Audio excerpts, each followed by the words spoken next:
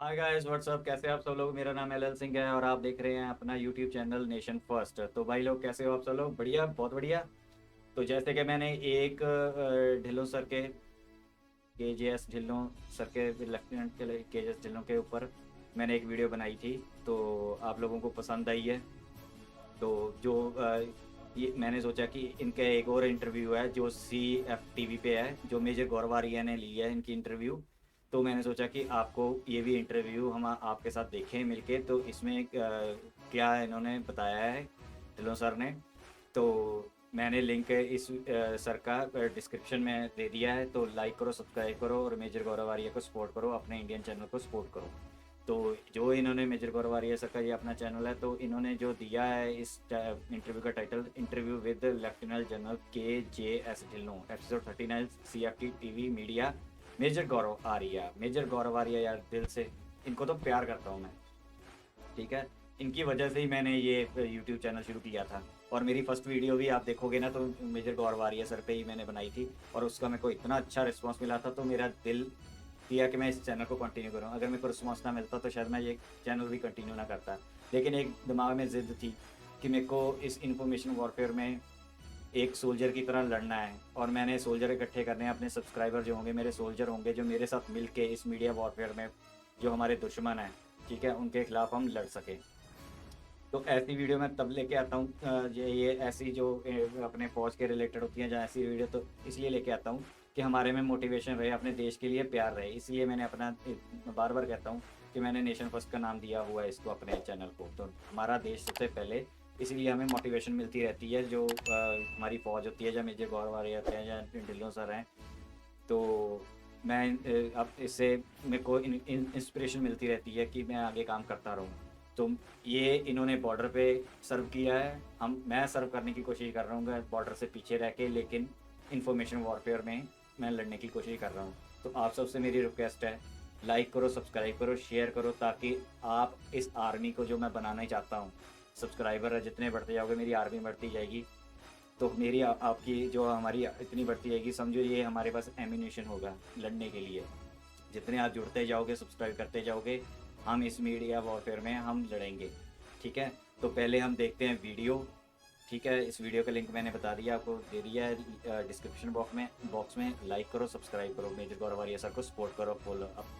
हमें हर एक इंडियन को सपोर्ट किया करो भाई। तो पहले हम वीडियो देखते हैं, वीडियो के बाद फिर थोड़ी सी बात करेंगे। So let's start the video.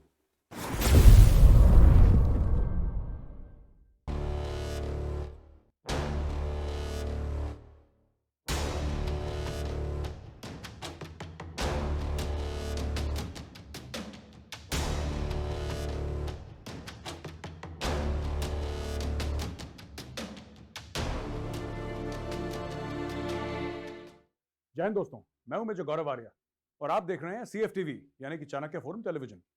आज हमारे साथ एक बड़े खास मेहमान हैं, जनरल KGS ढिल्लन, जिन्होंने 15 कोर कमांड करा था। 15 कोर वो कोर है इंडियन आर्मी का जो पूरी कश्मीर घाटी देखता है। उसमें काउंटर टेरर ऑपरेशंस भी हैं, लाइन ऑफ कंट्रोल भी है, और शायद मैं गलत नहीं हूं अगर मैं कहता हूं कि सबसे ज्यादा एक्टिव कोर है इंडियन आर्मी का। उसके बाद वो DIA भी रहे और हेड करा उन्होंने डिफेंस इंटेलिजेंस एजेंसी।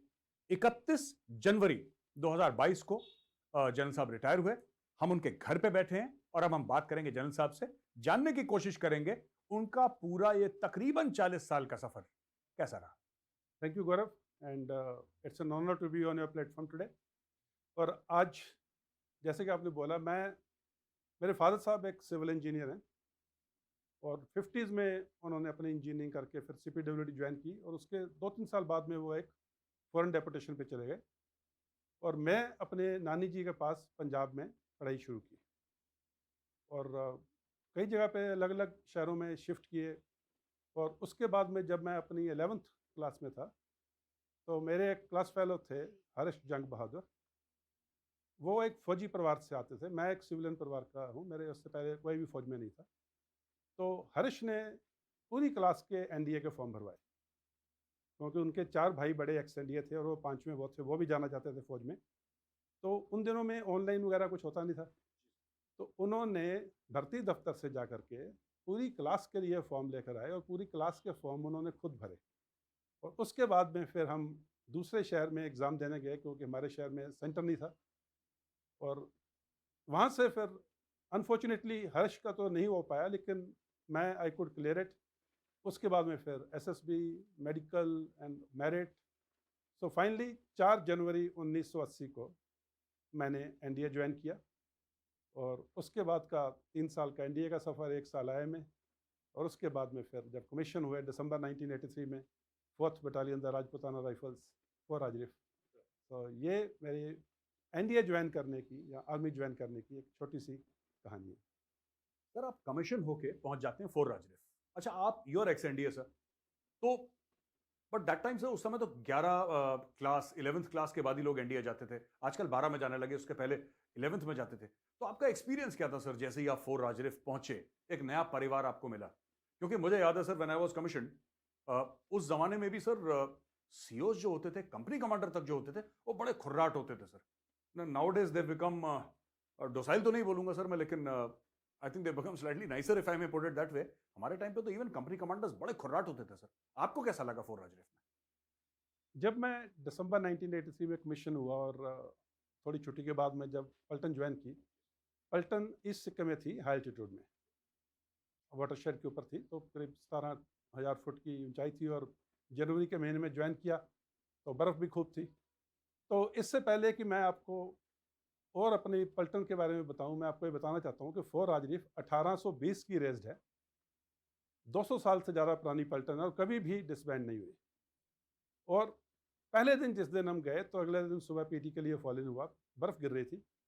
तो मैंने जो अपनी पीटी में देखा था एनडीए में या आईएमए में कि जो इंस्ट्रक्टर्स हैं, कैप्टन्स जो होते थे, जब भी कैडेट्स का पीटी फॉलो होता था तो कैप्टन आके पीटी के पीछे खड़े हो जाते थे।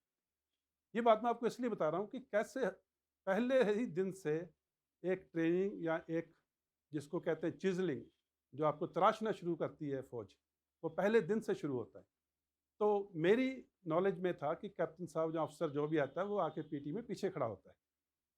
तो पीटी फॉलन में गए, सेकंड लेफ्टिनेंट से, बर्फ़ गिर रही थी तो जाके सबसे पीछे खड़े हो गए। एसएम साहब ने, सुबेदार मेजर नंदराम साहब, कल ही मेरी उनसे बात हुई, उनकी पोतरी ने मुझे कल फ़ोन करके नंदराम साहब से बात करवाई। तो नंदराम साहब थे सुबेदार मेजर साहब, मैं जाके पीछे खड़ा हुआ, नंदराम साहब ने रिपोर्ट लिया, आगे एडजुटेंट साहब को रिपोर्ट दिया और पीटी मार्च हो गई। एडजुटेंट ने शायद मेरे को देखा नहीं। सर नंदराम साहब, सुबेदार मेजर साहब मेरे पास चल कर आए पीटी मार्च होने के बाद में और मेरे को आके बोले, साहब ऑफिसर हमेशा आगे। ये 3 लफ्ज़ उस दिन जनवरी 1984 में हिमालय की पहाड़ियों में बर्फ़ गिरते हुए जो सुबेदार मेजर नंदराम साहब ने बताए, वो मेरे पूरे 40 साल के सफ़र में एकदम दिमाग में बैठे रहे कि ऑफिसर हमेशा लीड करता है, ऑफिसर इंडियन आर्मी का कभी भी पीछे नहीं होता है।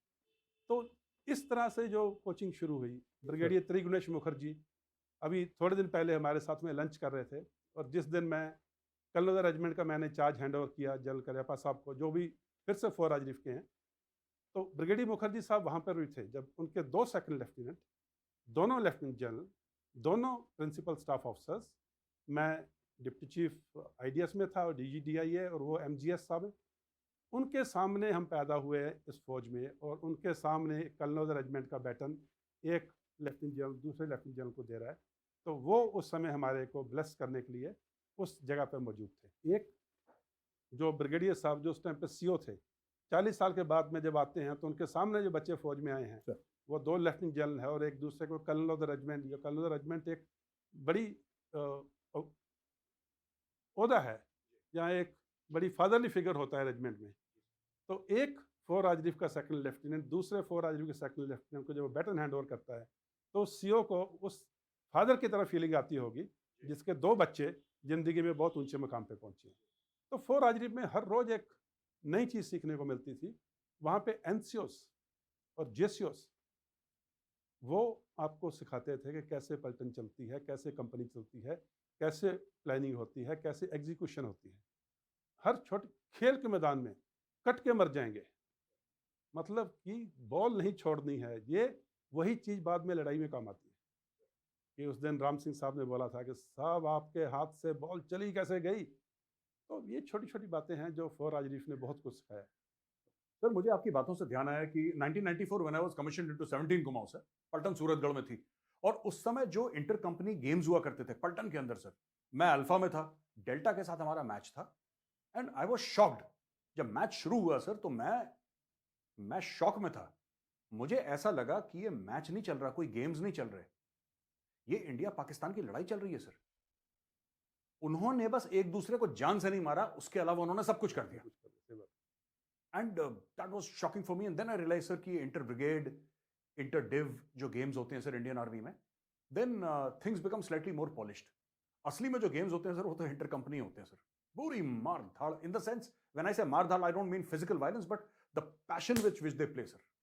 जो पैशन होता है वो अनपैरेलल्ड है सर। मैं UOGOC 15 कोर में आपके पास आया था, मैंने आपका इंटरव्यू लिया था sir, and that interview went viral और बहुत लोगों ने अप्रिशिएट करा। आज मैं फिर से आपसे वही सवाल पूछूंगा सर, आपके नाम के पीछे राज क्या है? 6 feet 3 inches tall, एंड आपका Twitter ID is tiny Dhillon. मैं अभी आ रहा था सर, मैंने एक दो लोगों को बताया sir, civilians, I said I am going to interview general KGS Dhillon. अच्छा, जनरल टाइनी ढिल्लन के यहाँ जा रहे हो? सो ये एक बात हो गई sir, it's become so famous, so popular. इसके पीछे राज क्या है, स्टोरी क्या है इसके पीछे? देखिए, फॉर राजनीति में एक ट्रेडिशन थी कि जो भी ऑफिसर कमीशन होके आता था तो जो उसकी लुक है या जैसे वो दिखता है या जैसे उसका बिहेवियर है उसके बरखलाफ उसका नाम रखा जाता था। जैसे मेरे से सीनियर एक ऑफिसर हैं कर्नल अनिल कुमार सूरी, वो बहुत ही मेटिकुलस हैं, he is a perfectionist in everything, और उनका नाम रखा गया गुफी। और जैसे मैं 6 फुट 3 इंच का हूँ, तो मेरे से भी एक सीनियर अफसर हैं, वो भी 6 फुट 3 इंच के हैं, और जनरल करियप्पा साहब जिनकी मैंने अभी बात की, जो अभी कलनल रेजिमेंट हैं, वो भी 6 फुट 3 इंच के हैं। तो जो मेरे से सीनियर अफसर हैं जनरल घुरा, मोहनदीप सिंह घुरा, उनका नाम छोटी घुरा रखा गया। शॉटी गोरा। हाँ, वो 6.25 फुट के हैं, मैं 6.25 फुट का, मेरा नाम टाइनी ढिलों, और जनरल करियप्पा का नाम रखा गया मिनी। तो इसी तरह से उस पलटन में, फॉर राजरीफ में, और उसके बाद में ये जो नाम है ये आपका परमानेंट नाम हो जाता है। जवानों को भी, ऑफिसर्स को भी, लेडीज़ को भी, आसपास की यूनिट्स को भी, सब टाइनी ढिल्लों ही जानते हैं। शायद कोई मेरे को KGS ढिल्लों के नाम से कम ही जानता होगा, और यही नाम हमारा कॉल साइन बनता है। जब भी रेडियो से एक दूसरे से बात करते हैं तो टाइनी फॉर शॉर्टी और जैसे भी है, तो ये नाम हमेशा हमारे साथ रहता है। और आज की तारीख में भी जब भी कोई सीनियर ऑफिसर या जूनियर ऑफिसर मेरे को कॉल करता है, जब मैं उनसे बात करता हूँ, तो पहला लफ्ज़ होता है Tiny, how are you? So even the ladies they call me Tiny. Sir कुछ 2-1 दिन पहले सर पाकिस्तान ने एज यूजुअल अपना कश्मीर सॉलिडारिटी डे मनाया। इमरान खान साहब तो अपनी काबीना को लेकर sir is sitting in China sir, और उन्होंने रिमोट कंट्रोल से ही कश्मीर सॉलिडारिटी डे बनाया। आप इसके बारे में क्या कहना चाहेंगे सर? ये लगातार हर साल पाकिस्तान करता है, और इसका कोई इम्पैक्ट होता भी है कश्मीर में? पाकिस्तान ऐसा क्यों करता है? इसके पीछे डिप्लोमेसी क्या है पाकिस्तान की सोच क्या है, पाकिस्तान का पूरा इंटरनल पावर स्ट्रक्चर क्या है, क्यों पाकिस्तान ऐसा करता है? ज़रा व्यूअर्स हमारे सुनना चाहेंगे सर आपसे। देखिए, कश्मीर और पाकिस्तान का कश्मीर में इंटरेस्ट, जहाँ वो कई कुछ करता है, solidarity day is just one of them. वो इसलिए नहीं करता कि वो कश्मीरियों को प्यार करता है, वो इसलिए नहीं करता कि वो कश्मीरियों का हमदर्द है, वो इसलिए नहीं करता कि वो कश्मीरियों से कुछ उनको देना चाहता है। वो सिर्फ इसलिए करता है, इसका इफ़ यू डोंट माइंड मैं थोड़ा वक्त लेके इसके बारे में बताऊँ। Please sir, please, all yours sir. Pakistan की जो सिचुएशन आज की है पॉलिटिकली, हम सबको मालूम है कि वहाँ पे सियासत के हालात क्या हैं, डिप्लोमेसी उनकी किस हद पे फेलियर है, पूरे इंटरनेशनल फोरा में उनकी क्या स्टैंडिंग है, उनके पासपोर्ट की क्या स्टैंडिंग है, उनके जो लोग बाहर जाते हैं उनके एयरपोर्ट्स के ऊपर उनके साथ में किस तरह की व्यवहार होता है, ये सब डिप्लोमेटिक जो हैं इश्यूज़। उनकी इकोनमी, उनके ऊपर डेट, उनके जो उनके लोन्स हैं, उसके बारे में भी मैं ज़्यादा बात नहीं करूँगा बिकॉज वो सब्जेक्ट मेरा नहीं है। लेकिन उनकी मिलिट्री, किसी भी प्रोफेशनल मिलिट्री के लिए 2 मेन काम होते हैं। एक तो अपने बॉर्डर्स की हिफाजत करना, और दूसरा मौका आने पे हमला करके दूसरे देश के ऊपर या दूसरे देश की भूमि के ऊपर, धरती के ऊपर कब्जा करना।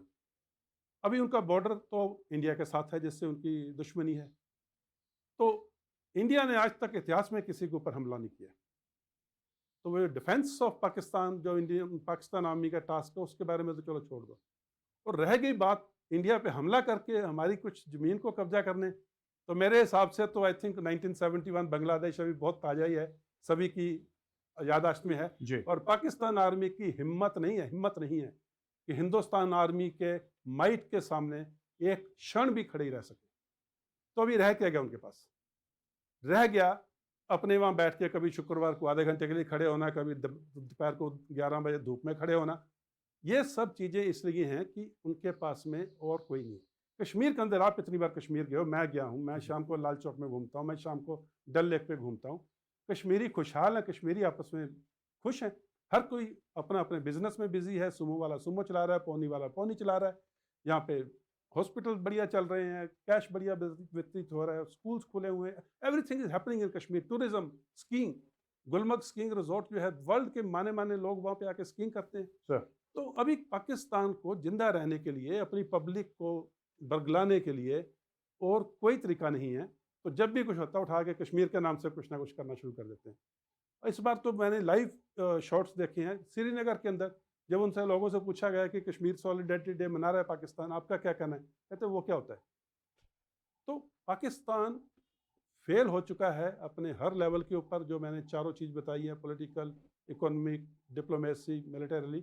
तो अभी उनके पास कश्मीर कार्ड को हर बार उसी चीज़ का डंका बजाया जाना, चाहे कोई सुने चाहे कोई नहीं सुने। Sir you became very famous sir, आप बड़े मशहूर हो गए जब आप कोर कमांडर 15 कोर थे, और वो एक पोजीशन है भी हाईली विजिबल सर। और मैं गलत नहीं हूं अगर मेरा ये मानना है कि आई थिंक और कोई कोर इंडियन आर्मी का इतना एक्टिव नहीं है जितना 15 कोर है सर।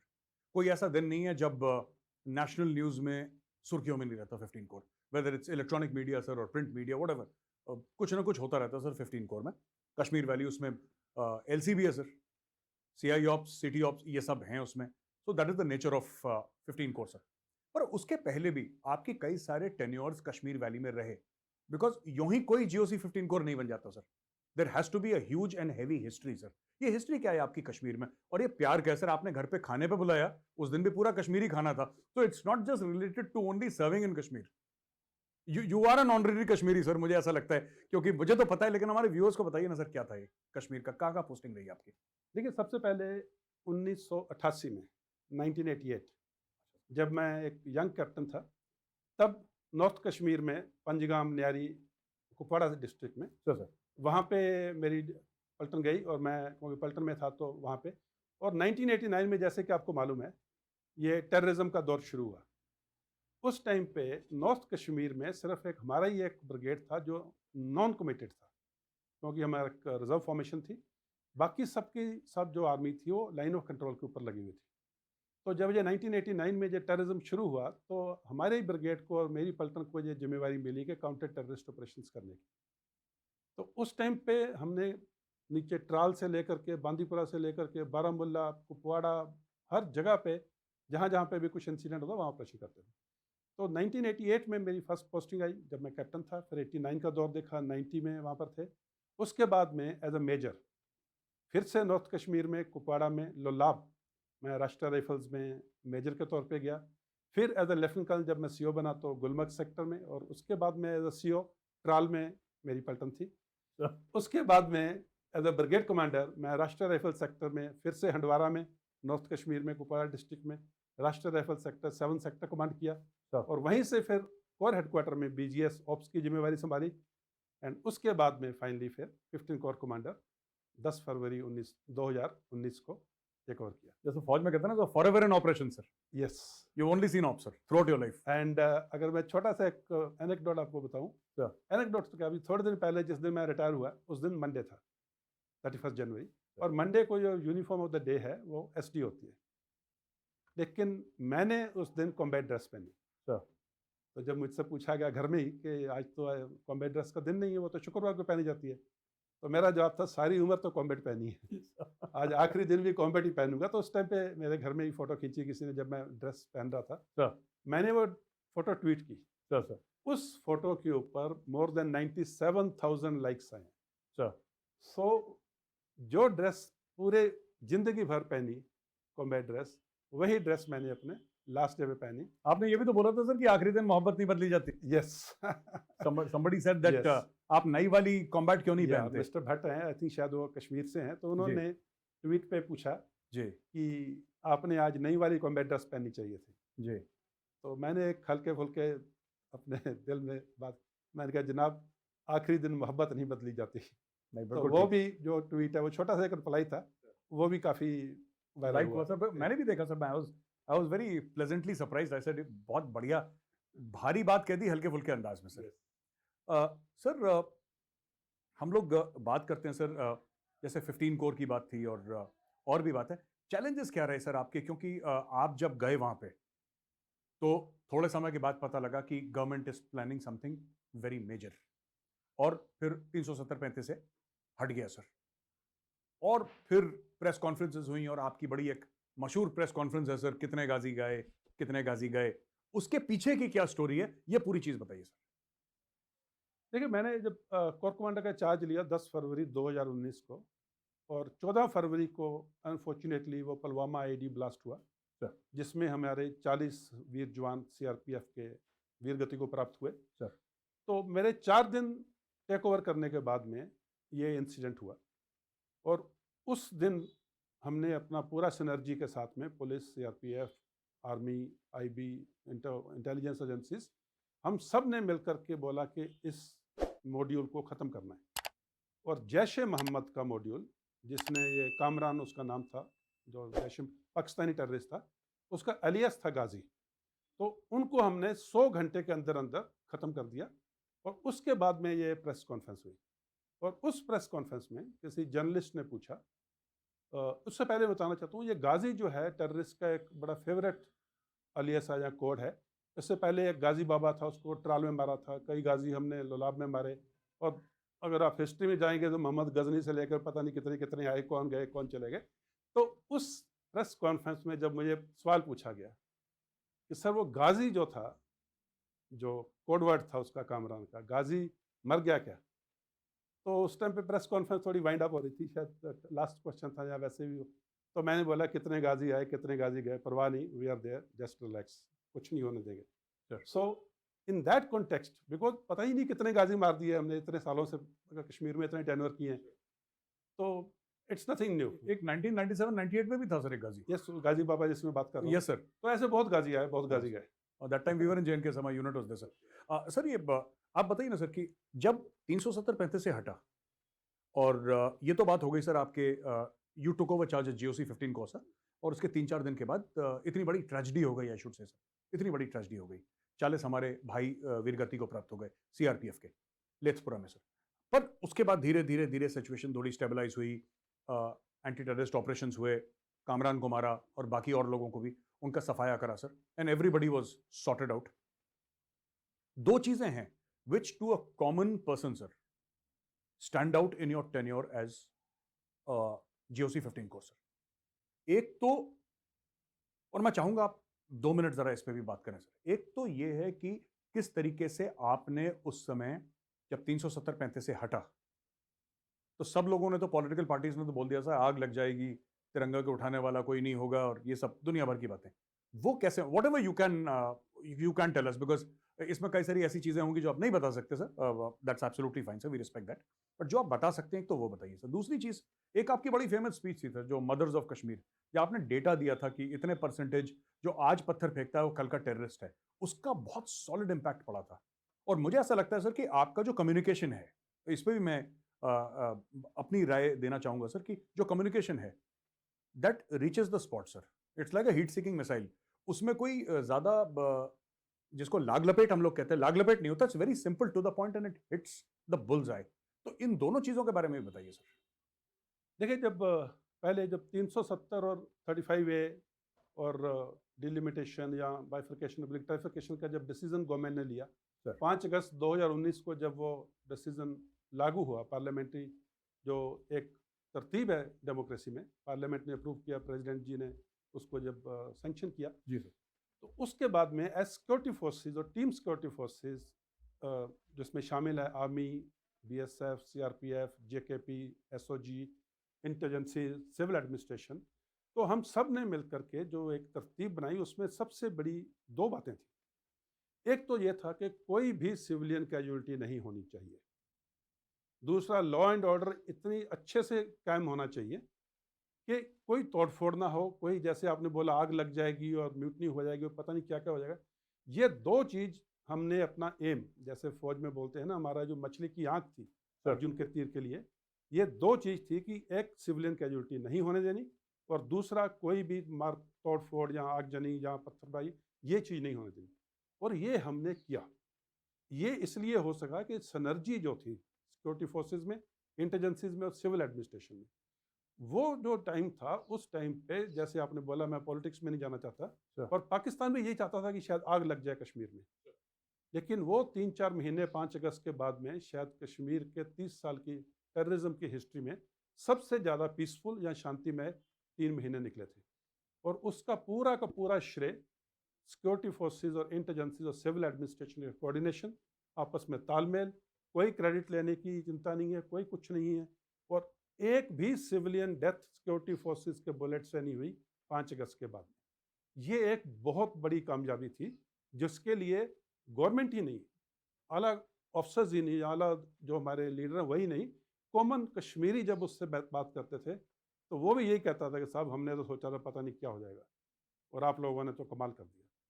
सो सबसे बड़ी अचीवमेंट थी कि कोई भी सिविलियन कैजुअलिटी नहीं होने दी। So this was the one big take away from 5th of August और बाद के जो अपना टाइम हुआ। And what was the second sir, वो जो मदर्स के लिए आपने वो हाँ, देखिए मदर्स के लिए, क्योंकि मैं बहुत छोटी उम्र से मैं कश्मीर में रहा हूँ, जैसे मैंने आपको पहले बताया, और कश्मीरी सोसाइटी की, नॉट ओनली कश्मीर, किसी भी सोसाइटी में माँ का एक बहुत महत्वपूर्ण स्थान होता है घर में। घर के अंदर खाना क्या बनेगा, से बच्चा कपड़ा क्या पहनेगा, से कौन से स्कूल में जाएगा, रिक्शा में जाएगा, टोंगा में जाएगा, या इसको साइकिल लेके देनी है, नहीं साइकिल लेके देनी, बच्चा कब खेलने जाएगा, कब खेल के वापस आएगा, कब पढ़ाई करेगा, कब सोएगा, कब उठेगा, ये सब चीज़ जो है घर के अंदर या सोसाइटी के अंदर माँ तय करती है। और मुझे मालूम है कि कश्मीरी सोसाइटी में माँ का बहुत बड़ा महत्व है, क्योंकि जब मैं वहाँ पे कैप्टन था या बाद में मेजर था, तो जब भी कोई कश्मीरी टेररिस्ट जो मारा जाता था, तो उसकी जेब से हमेशा माँ के लिए एक चिट्ठी मिलती थी। जहाँ जो चिट्ठी माँ ने उसको भेजी होती थी किसी के हाथ, जहाँ उसने लिख के रखी होती थी, अभी वो वापस कर नहीं सका। तो ये चीज़ें मेरे को बड़ी यंग एज में पता लगा कि कश्मीर सोसाइटी जो है वो माँ का एक बहुत बड़ा महत्व है। तो इसलिए जब मैं कोर कमांडर बना, मेरी फर्स्ट जो प्रेस इंटरव्यू या फर्स्ट प्रेस कॉन्फ्रेंस थी, जो जहाँ फर्स्ट प्रेस के साथ में इंटरेक्शन थी, उसमें मैंने बोला था कि मदर्स को रिक्वेस्ट किया था कि अपने बच्चों को संभालिए, अपने बच्चों को टेररिज्म की तरफ मत आने दीजिए। और उसी दिन, पहले ही दिन, मैंने अपने स्टाफ को बोला कि मेरे को डाटा चाहिए पिछले 1.5 साल का, 2 साल का। वो डाटा निकाला गया जिसके बारे में आपने बात की, तो वो डाटा मेरे को आज भी याद है, क्योंकि मेरे दिल में है वो बात। जो कश्मीरी लड़के बच्चे टेररिज्म ज्वाइन करते हैं, उनकी जिस दिन उन्होंने ज्वाइन करते हैं, उसके 10 दिन के अंदर 7%, यानी कि अगर 100 लड़के ने ज्वाइन किया तो 7 लड़के पहले 10 दिन में फौज की गोली से मारे जाते हैं।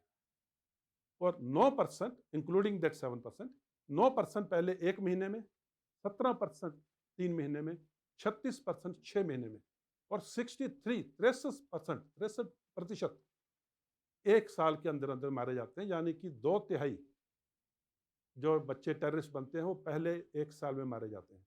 यानी कि अगर 3 बच्चों ने टेररिज्म ज्वाइन किया है, तो 2 उनमें से हो सकता है पहले 7 दिन में मर जाए, जहाँ पहले 1 साल में। और इसी के बाद में फिर हमने एक और डाटा तैयार किया कि जो टेररिस्ट है उसकी बैकग्राउंड क्या है। जब हमने चेक किया, तो जो भी लड़के टेररिस्ट बने हैं उनमें से 83% किसी ना किसी टाइम पे नॉन स्टोन पेल्टर थे। यानी कि जो आज बच्चा 500 रुपए के लिए माँ बाप उसको भेज देते हैं जाके पत्थर फेंक, 83% चांस है कि वो कल टेररिस्ट बनेगा और वो किसी ना किसी गोली का शिकार होगा, मारा जाएगा। तो फिर मैंने इस बात को पूरा एनालिसिस करके मैंने माताओं से ये अपील की थी कि आप अपने बच्चे को पहले तो पत्थर फेंकने मत जाने दीजिए, क्योंकि पत्थर फेंकना पहला स्टेप है, पहली पीढ़ी है टेररिस्ट बनने के लिए। और टेररिस्ट बनते ही 10 दिन से लेकर 1 साल के अंदर अंदर पूरा चांस है कि वो मारा जाएगा। तो अपने बच्चों को समझाइए। और इसी के तहत हमने एक वहाँ पे ऑपरेशन माँ शुरू किया था जी। उसमें पर्सनली हम लोग जाके मदर से, फादर से, रिश्तेदारों से, या ओपिनियन मेकर से, या सरपंचों से, या बड़े बूढ़े जिनकी बात मानते हैं, किसी भी फैमिली का बच्चा अगर उसने टेररिज्म ज्वाइन किया है तो उनको हम अप्रोच करते थे ऑपरेशन माँ के तहत। पर्सनली, और ये भी उनको भरोसा देते थे कि लड़के की आइडेंटिटी नहीं पता लगेगी, उसके खिलाफ कोई फौजी कार्रवाई, सरकारी कार्रवाई नहीं होगी, कोई केस नहीं होगा जी। उसके तहत हमने उस एक साल में 50 से ऊपर बच्चे वापस आए। मैं सरेंडर नहीं बोलता हूँ, मैं रिटर्न बोलता हूँ हमेशा, जी। क्योंकि सरेंडर के साथ में एक स्टिग्मा जुड़ा हुआ है। जी। तो मैं ये बताना चाहता हूँ कि 50 से ज़्यादा बच्चे वापस आ गए अपने घर में, अपनी मदर के पास आ गए अपनी वापस। मदर के पास आ गए ऑपरेशन माँ के तहत। और इसमें पूरी सिक्योरिटी फोर्सेस, पूरी इंटेलिजेंसेस ने बहुत तरतीब और बहुत कोऑर्डिनेशन और सिनर्जी के साथ में काम किया। मेरा आखिरी सवाल सर आपको, अब क्या सर?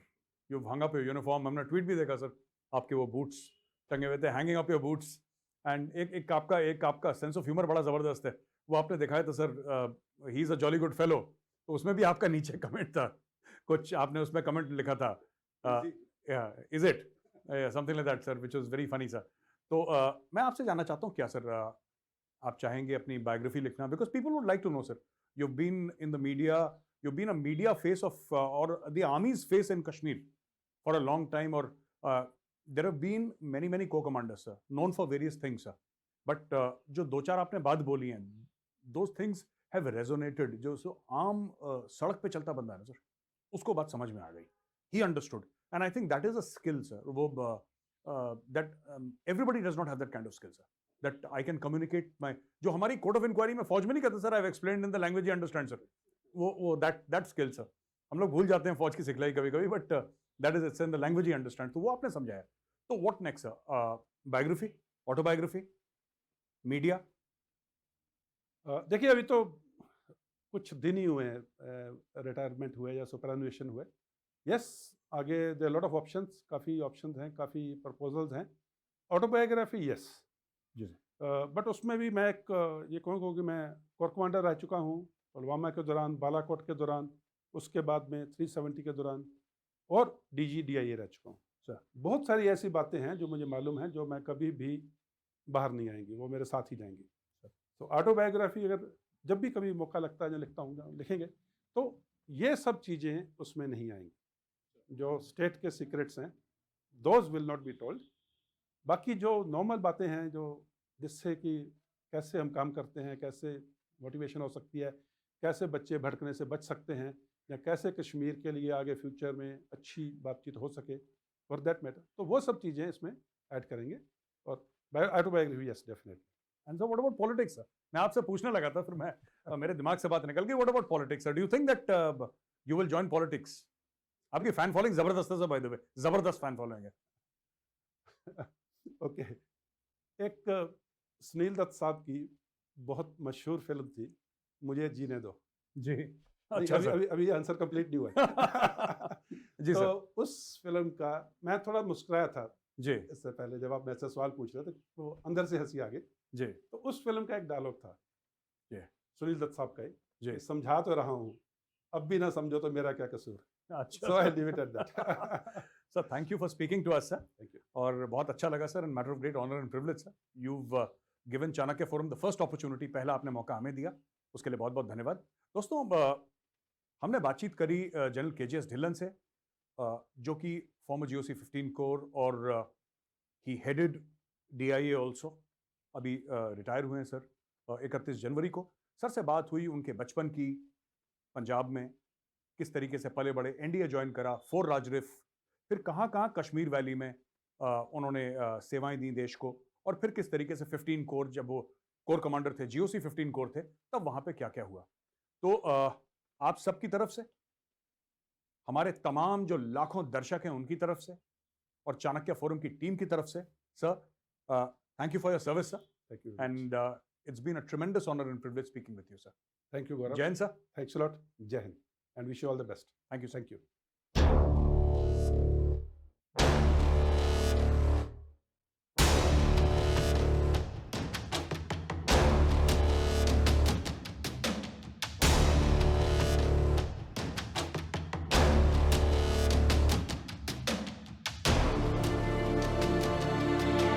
तो भाई लोग, यहाँ तक की वीडियो आपने देखी, तो जो इस वीडियो में बताया गया है सारा आपको समझना चाहिए, कैसे एक बंदा फौज में ढिल्लों साहब कैसे फ़ौज में आए, क्या क्या उन्होंने सर्व किया, कैसे वो कश्मीर को जानते हैं, कितना जानते हैं। ठीक है, ये मोटिवेशनल होते हैं चीज़ें। अगर आप कुछ करना चाहते हो, अगर आप फ़ौज में जाना चाहते हो या देश के लिए सर्व करना चाहते हो, तो आप फ़ौज में जाके सर्व कर सकते हो। तो मेरे कहने का मतलब ये है कि बनना है तो कुछ ऐसे बनो जिससे तुम्हें दुनिया याद रखे। कुछ ऐसा काम ना करो जिससे तुम्हें दुनिया गैरत या बदनामी की निगाह से देखे। तो होती बात ये है कि जैसे यहाँ से भी अब इंडियन को लोगों को भी चुल मचती है जाने की, बाहर बूहर इधर उधर घूमने की, हम मुजाहिद बन जाए, ये बन जाए। उससे कुछ नहीं मिलता। उससे आप भी बदनाम होते हो, आपके परिवार बदनाम होता है, कंट्री बदनाम होती है। ठीक है, बनना है तो ढिल्लों सर जैसे बनो। ठीक है, मेजर गौरवारिया बनो। कुछ ऐसे लोगों को ऐसे ऐसे बनो कि तुम्हें दुनिया याद रखे। तुम्हें जैसे हमारे यहाँ पे 26/11 का अटैक हुआ था, नाना पाटेकर का मेरे को डायलॉग याद है, वो आ गया कि उन्होंने बोला था कि इनका क्या कसूर है कि जो तुमने इनको मारा है। ठीक है, आज उनके लिए सब आंसू बहा रहे हैं, तुम्हारे पे कोई थूकता नहीं है। आए थे ना यहाँ पे धक्के खाने। तो जो जो बंदा गलत काम करता है ना, उसको कोई नहीं पूछता, उसको सब थू थू ही करते हैं। वो जो हमारे उन्होंने मारे थे बंदे, उनके लिए सारा इंडिया, मैं पूरी दुनिया तो नहीं कहूँगा क्योंकि पूरी दुनिया में एक जिन्होंने भेजे थे वो थोड़ी रोएंगे, लेकिन हमारा पूरा इंडिया रोया था। वो उनके लिए रोया था कि जो बेचारे, मैं तो उनको भी शहीद ही बोलूँगा, बेचारा जिनका कोई कसूर नहीं था, जो 26/11 में चले गए थे, लेकिन उनके ऊपर थू थू हुए थे जो गाजी बन के आए थे। ठीक है, बदतर औरों के पास पहुँचा दिए बाद में, वहाँ जाके अब मज़े करें अपने।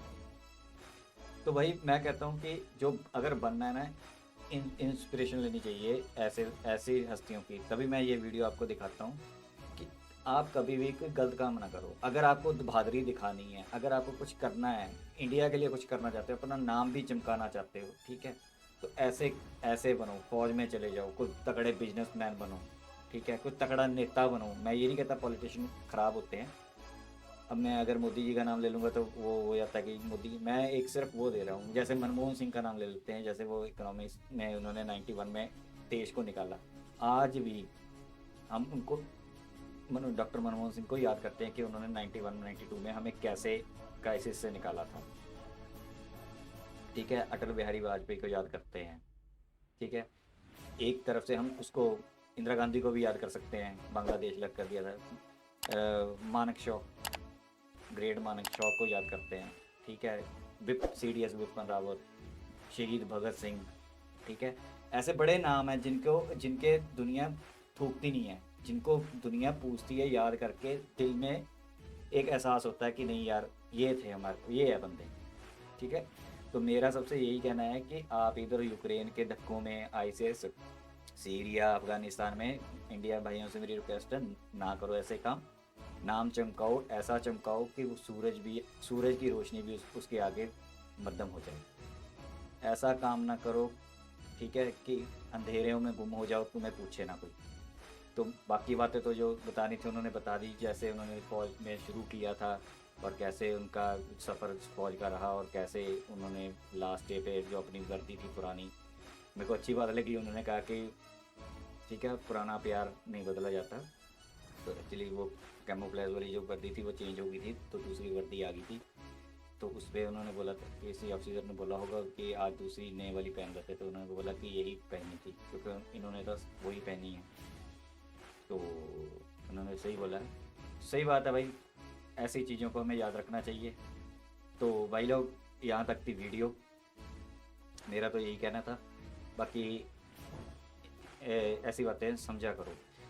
दूसरी बात ये है कि लाइव आ रहे हैं सैटरडे को शाम को 8:30 बजे। ठीक है, तो प्लीज़ आप सब लाइव आना, अपने विचार रखना। जो टॉपिक रहेगा वो पाकिस्तान के रिलेटेड रहेगा, उनकी पॉलिसीज़ के रिलेटेड रहेगा, उन्होंने जो गलतियाँ की है, जहाँ उन्होंने कुछ किया है।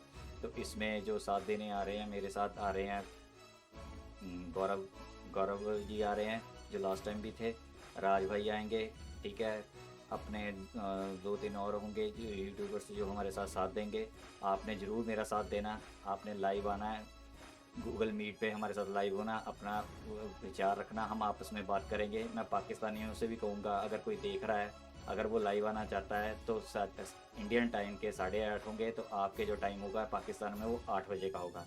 तो अगर आप कोई इंडियन से कोई भी रिगार्डिंग बात करना चाहते हैं, ठीक है, हमारे साथ लाइव बात करना चाहते हैं, तो आपको मेरा लिंक मिल जाएगा इसी चैनल पे, 8 सवा 8 के आसपास मिल जाएगा, गूगल मीट का लिंक मिलेगा, आप उस पर क्लिक करना, आप लाइव हो जाओगे हमारे साथ, ठीक है। तो आपकी स्ट्रीमिंग हो जाएगी यूट्यूब पे, तो आप हमारे साथ बात कर सकते हैं।